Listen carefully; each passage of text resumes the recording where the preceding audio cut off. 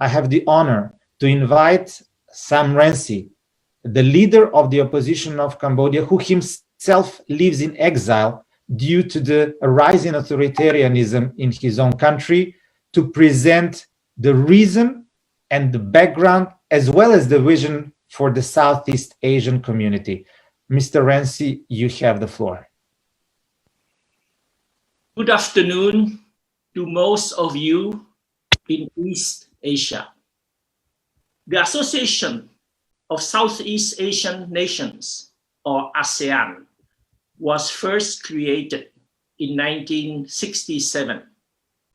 At the time, it served a real purpose, but the world has changed profoundly over the last 50 years. ASEAN has failed to keep pace and has become an outdated relic, an enemy rather than an engine of progress. Any regional group which is based on shared interests needs to evolve, as the interests of members will change over time. These interests may even come into opposition with each other, calling the cohesion and even the existence of the group into question. The shared interests on which ASEAN rests were poorly defined from the outset. Were the common interests those of states, of governments, or of dictators ready to support each other in their attempts to cling on to power? In recent years, ASEAN has simply appeared to be a club for dictators whose interests are opposed to those of the peoples they oppress. A more genuine regional community must be based on shared values and aspirations of the peoples. That is why we are creating the Southeast Asia Community, or SEAC, which aims to protect the values of our people and advance their right to elect their governments in free and fair elections. Rather than being based on cynical opportunism backed by violence, the SEAC community stands for the universal values of freedom, democracy, justice, and the rule of law. Thank you. I would first like to invite Sam Rainsy as a leading person to explain what and how Southeast Asia community is going to be composed by. SEAC will be different from the current ASEAN. SEAC will be a grouping of peoples of the 10 countries of Southeast Asia based on common values and common aspirations. It will not be a club of authoritarian leaders helping each other to consolidate their power and to oppress their peoples.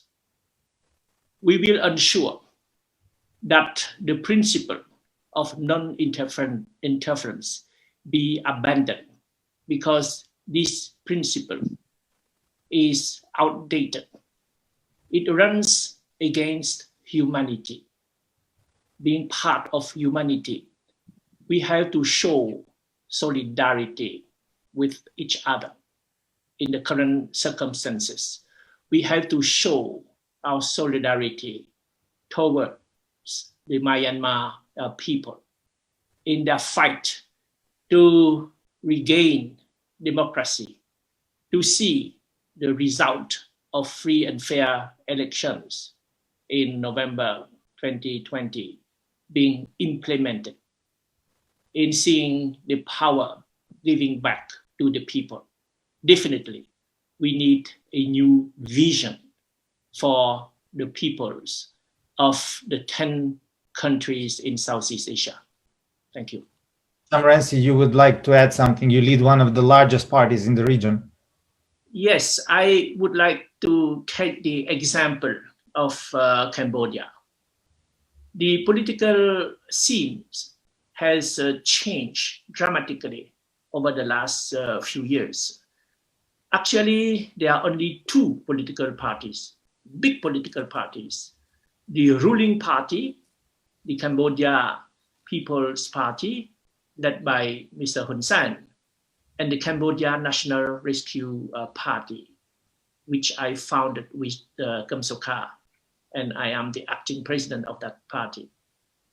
At the National Assembly, before Hun Sen dissolved our party, we were only two parties, big parties, the opposition, united democratic opposition, challenging the ruling party.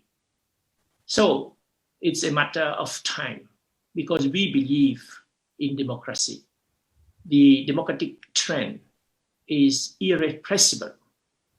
And when democracy prevails in Cambodia, there is a political party, there is a structure, there are organized people who are ready to promote and to implement this vision of Southeast Asia community. Rainsy, you would like to add something, so please go ahead. I would like to remind you that 10 years before the creation of ASEAN, there was the founding of the European community. We have to look at the foundation of the European Union.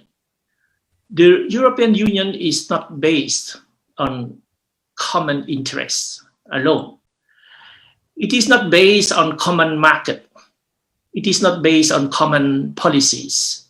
It is not based on common currency. They have all that.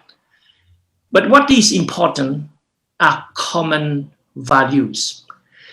The grouping, international grouping represented by the European Union is meaningful, vibrant, solid, because they are based on common values.